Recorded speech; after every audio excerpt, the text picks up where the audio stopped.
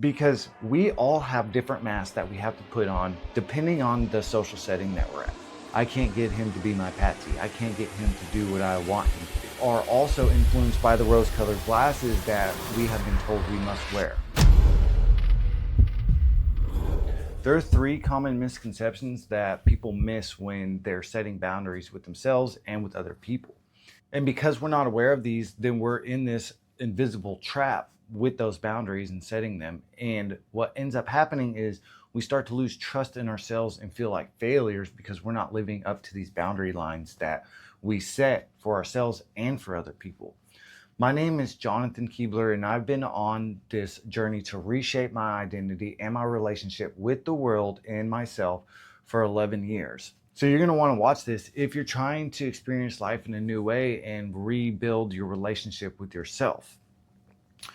So let's get right into it.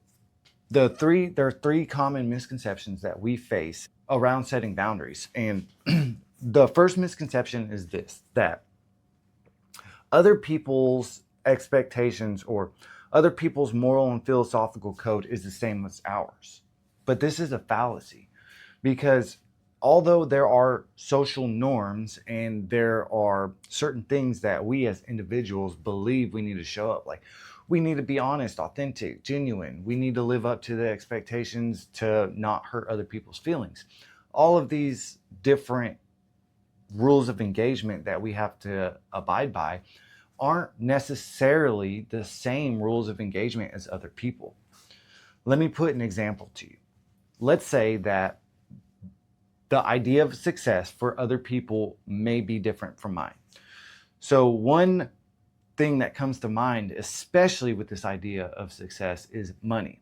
Success is wealth accumulation for a lot of people, the material world. And what happens is the rules of engagement, the morals and the philosophical codes are tools to be able to accomplish the goal of wealth accumulation. In other words, I will lie, cheat, and steal to be able to gain more money, more wealth. And so when I set those boundaries for other people, they're not respected because the morals and the philosophies behind those boundaries don't compute with other people, because they will violate those if it means that they will accomplish their goals. And this isn't just for money, for whatever goal or governing goal that somebody has, where the morals and philosophies are tools to be able to accomplish those. And these are where the boundary lines that we have or we set on other people and ourselves are violated. So that's the first misconception, that everybody's morals are the same and therefore must respect boundaries. The second misconception is that boundaries are verbal communication, where they're not, because we all have different masks that we have to put on depending on the social setting that we're at. And then those masks are also influenced by the rose-colored glasses that we have been told we must wear. These rose-colored glasses are the idea of we need to perceive the world in a certain kind of way. And then the masks are the protection mechanisms that we use to hide behind to be able to navigate those rose-colored glasses world that we have inherited. Okay. And so with that, verbal communication is neglected because everybody is trying to wear different masks in different social settings. And it's like a spider web that we are caught in. So not only am I caught in that spider web, but the next person and the next person. So when I let them know, hey, these are the boundaries that I'm setting, then they are convoluted in all of these different spider webs and they're missed, they're forgotten, they're buried. And then we have to reiterate those through words. So they're almost impossible to live up to. We can look at the boundaries as the rules of engagement that we want other people to follow. But here's the problem with that, is the people that we want to follow those, remember, they have, from misconception number 1, is they don't have the same rules of engagement as we do. Everybody is influenced by these different masks and these different glasses that we all wear. So with that being said, The boundaries have to come through action. When I set boundaries, they're not necessarily verbal. Sometimes they can be, but for the most part, they're influenced through the actions. The inability for people to influence or elicit a emotional response or a reactionary action. So emotional responses are something internal that produce a reactionary action, an involuntary action. And so when I stop doing that, then people start to adjust and notice that inherently or subconsciously. They're no longer, and this can happen on the positive and the negative side, they're no longer trying to get me to behave in the way that I normally do.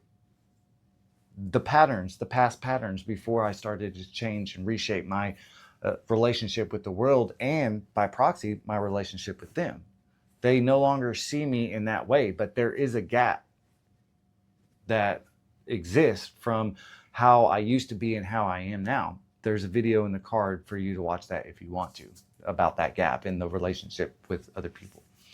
But so through my actions and my consistency, then I'm no longer reacting in the way that they want me to.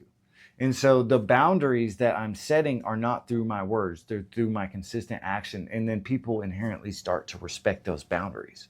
So misconception number 2 is that verbal communication is how you set boundaries, but really it's through action.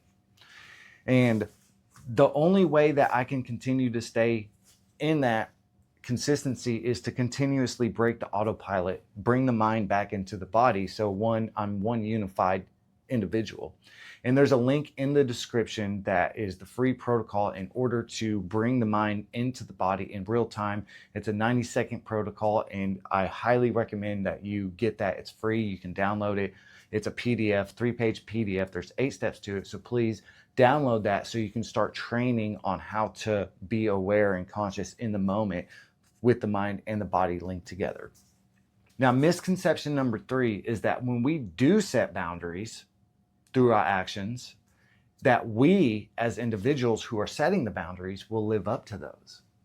And I, for one, find it extremely challenging and hard to stay from my mind into my body so that I can live up to those boundaries.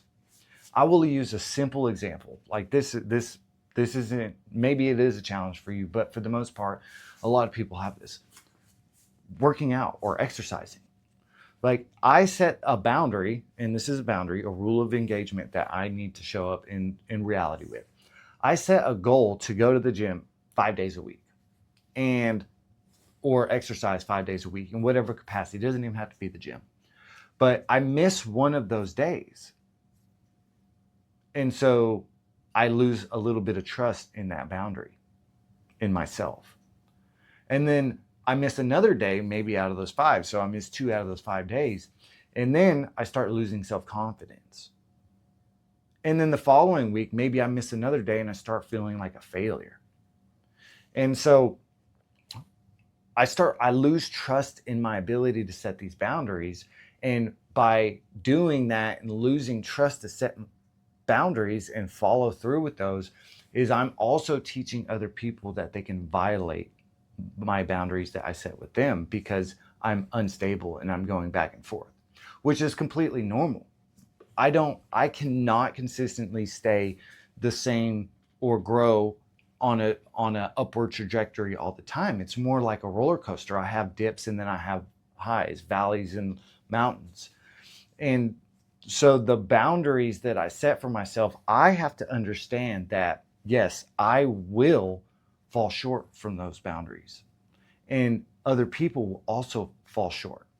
And so in this context, we need to create a word or use a word to allow us permission to get back on the upward trajectory, not stay down. And that word is grace. I have to have grace for myself because I know that I'm not going to be perfect at this. You're not going to be perfect at this. And so we have to just have grace and be willing to course correct when we need to. Because removing the mask and creating a new framework is not an easy process. And changing the rules of engagement with other people and myself is not an easy process. And it's not an event. This is a journey that happens over time. And in order to be able to continue on an overall upward trajectory, I have to have those failures so I can be aware of it and know what my shortcomings are and adjust accordingly.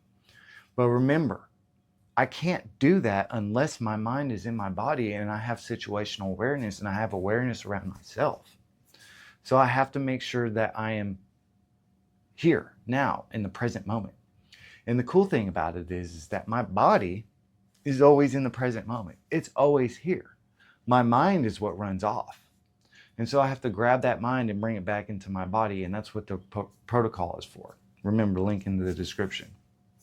But when I can do this consistently with the ups and downs, but on an upward trajectory, is beautiful things start happening. People start to adjust to this consistent boundary setting through my actions, and they start treating me and seeing me in a different light. Okay, this guy is going to do what he says he's going to do. I trust him. I'm going to go to him if I have similar challenges that I've seen him overcome.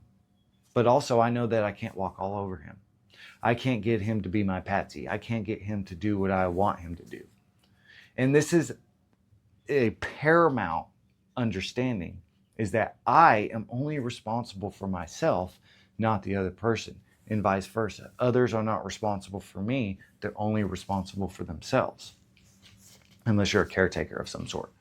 So I can't be, well, I can, but it is unproductive and regressive if I blame other people for violating my boundaries. No, I need to just stick to them, respect them, have grace for them, and then over time, these boundaries will, these changing of rules of engagement will begin to allow space for me to really start to evolve in the direction that I want to.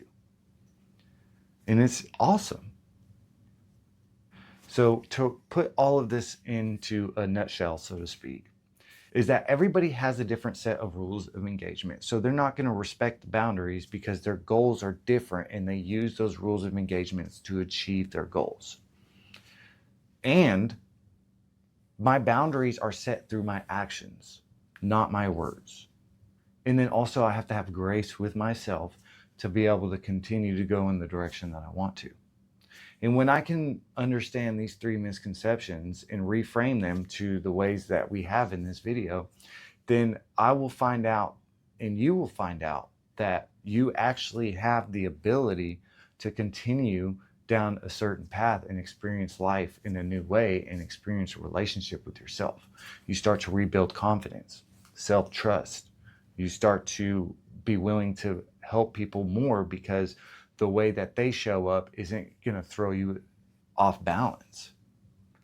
So remember to download that free guide. It's completely free. And then also, if you want to know about how changing these rules of engagement affect the relationship with other people, then watch this next video, because it's important to understand how people are going to treat you during this process. So I love y'all. Peace, and I'll see you soon.